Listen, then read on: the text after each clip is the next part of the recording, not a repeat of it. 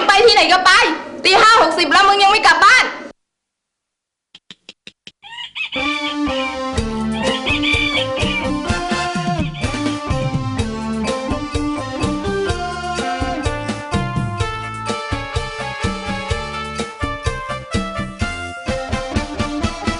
ตาวันส่องฟ้าอานิจจายังเมาไม่สาง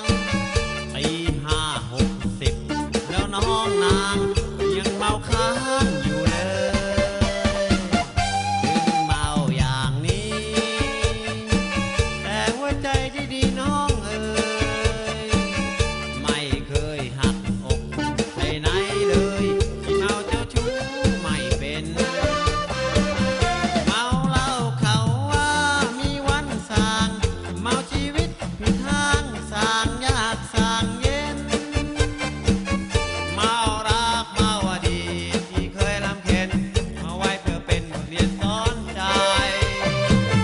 ตาวันโด่งแล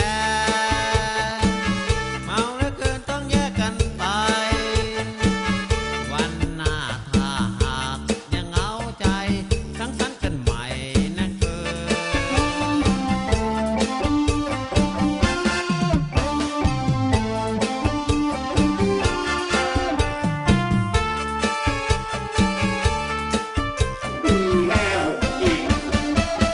ตาวันส่องฟ้าอานิจจายังเมาไม่สางตี5:60แล้วน้องนาง